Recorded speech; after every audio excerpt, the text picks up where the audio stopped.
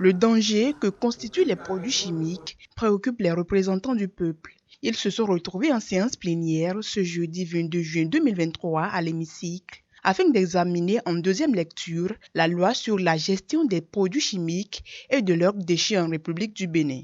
La commission du plan, de l'équipement et de la production, après avoir étudié le test initié par l'exécutif, présente son rapport. Des insuffisances ont été constatées par le gouvernement au niveau de 13 articles de la loi adoptée. Ces insuffisances sont relatives notamment à la dépénalisation du transit des déchets chimiques sur le territoire national lorsqu'il est fait conformément aux normes internationales, alors que la Constitution n'en fait aucune réserve.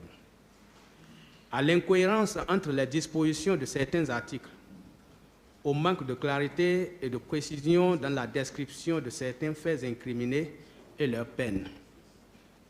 Les effets néfastes des produits chimiques sur l'environnement, les personnes et les biens. En conséquence, la commission du plan, de l'équipement et de la production suggère à la plénière d'adopter la loi numéro 2022-36 portant gestion des produits chimiques et de leurs déchets en République du Bénin, tel qu'amendé. Après avis favorable de la Commission des lois, de l'administration et des droits de l'homme, saisie pour avis, les députés ont formulé leurs observations et propositions d'amendement au cours des discussions. Lorsqu'on parle des produits chimiques, encore des déchets chimiques, je comprends que c'est dangereux et il faut coûte que coûte décourager les contrevenants. Mais il me semble que les bornes inférieures des amendes sont trop élevées. Moi, je voudrais proposer que le gouvernement puisse évoluer graduellement au niveau d'encore des intervalles proposés pour les amendes.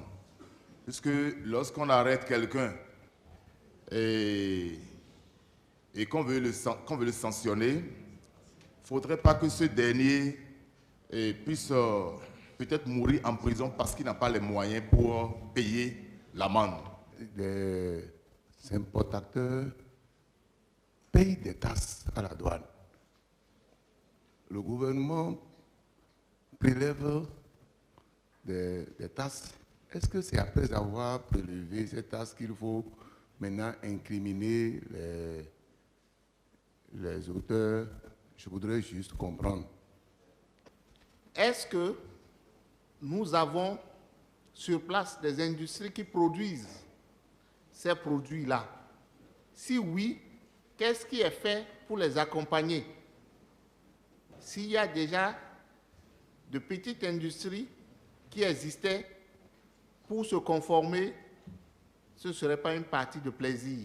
Dans nos rues, des personnes que nous connaissons de teint noir deviennent du jour au lendemain des blancs. Je voudrais savoir si ces produits fabriqués par les instituts rentrent dans le champ décrit par l'article 64. Des préoccupations auxquelles le gouvernement, représenté par le ministre du Cadre de vie et du Développement durable, José Didier Tonato, donne des précisions.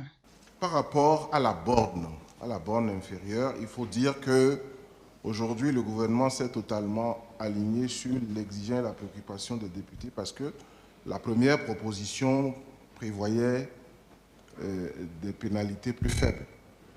Le débat qui a eu lieu ici en plénière, si je me souviens, en décembre 2022, avait souhaité qu'il fallait nécessairement et de façon très vigoureuse décourager cette question de pollution à partir des produits chimiques parce que les dommages sont difficiles à corriger. À l'issue des débats, le test en examen est soumis au vote par le président de l'Assemblée nationale. Les élus du peuple n'ont pas hésité à l'adopter à l'unanimité. 0 abstention.